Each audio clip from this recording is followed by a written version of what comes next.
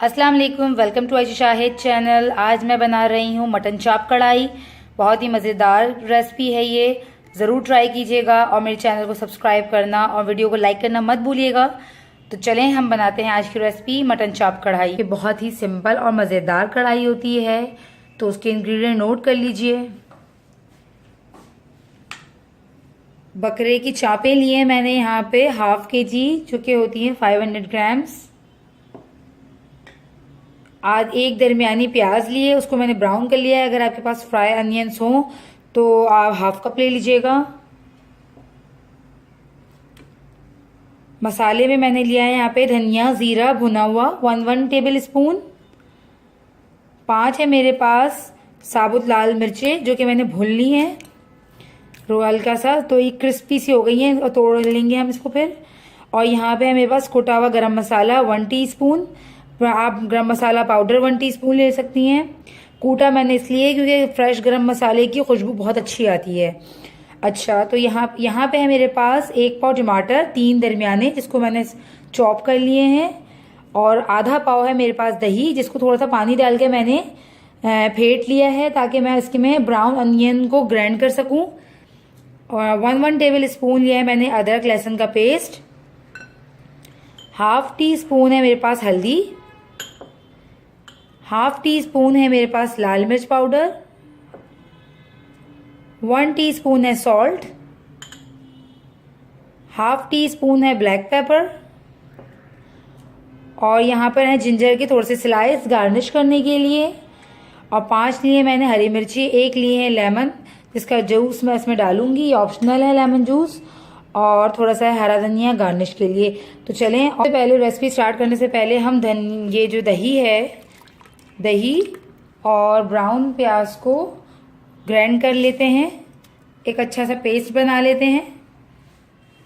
एक कढ़ाई में हम आधा कप तेल ले लेंगे। इसमें अदरक लहसुन का पेस्ट ऐड कर लेंगे।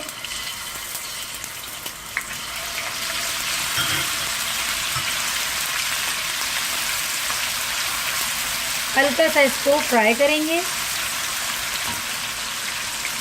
साथ ही इसमें हम ये चापे डाल देंगे और चापों को ज़रा सा अच्छे से फ्राई करेंगे।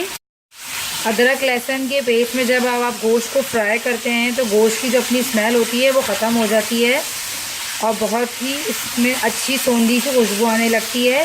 तो आप इसको अच्छे से फ्राई कर लें। अच्छा, मैंने इसे 2-3 मिनट तक अच्छे से फ्राई किया है। अब इसमें जो है मैं नमक काली मिर्च ऐड कर देती हूँ और फिर मैं इसको ढक दूँगी 5 से 10 मिनट के लिए, अच्छे से ये ज़रा फ्राई हो जाए।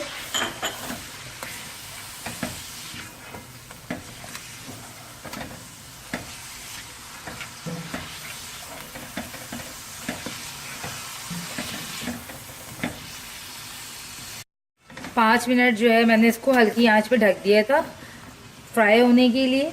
अब इसमें जो है मैं टमाटर ऐड करूंगी और हल्दी और मिर्च।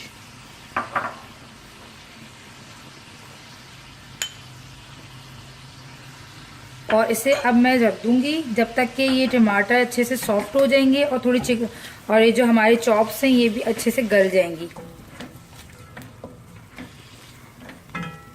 क्योंकि बकरे की चापें हैं तो गलने के लिए थोड़ा सा इसको टाइम चाहिए। तो हम इसे पकने के लिए इस तरह छोड़ देते हैं। 10 मिनट हो चुके हैं। अब हम इसे चेक कर लेते हैं। ये देखिए टमाटर बहुत अच्छे से गल चुके हैं और कितना अच्छा ये पेस्ट बन चुका है ग्रेवी वाला। अच्छा, इसकी इतनी अच्छी खुशबू आ रही है। इस टाइम जो है हम इसमें ऐड कर लेते हैं ये मसाले, गरम मसाला, धनिया जीरा और जो साबुत मिर्ची थी मैंने उनको ज़रा सा तोड़ लिया है, क्योंकि मैंने साबुत मिर्चों को तवे पे भुना था तो वैसे भी बहुत क्रिस्पी सी हो रही थी, सौंधी सौंधी इसमें से खुशबू आ रही थी। तो ये इसको मैंने हल्का सा टुकड़ों में चूर कर लिया है। मैं चाहती तो इसमें कुटी हुई लाल मिर्चें भी डाल सकती थी साबुत लाल मिर्चों की जगह, मगर ये जो साबुत लाल मिर्चों को मैंने भुन के इसमें इस तरह डाला है, इसकी खुशबू और फ्लेवर बहुत अच्छा आता है। आप भी ज़रूर ट्राई कीजिएगा इस तरह से डिशेज में। अब इसमें ये जो पेस्ट बनाया था हमने ब्राउन प्याज और दही का, वो ऐड कर देंगे हम।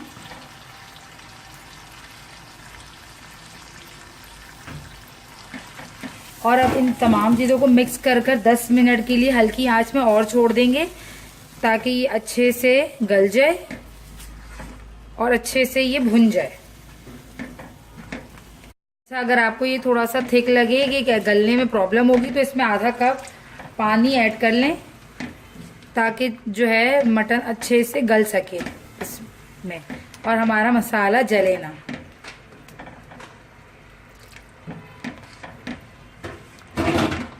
बस अब इसे मैं ढक दूंगी।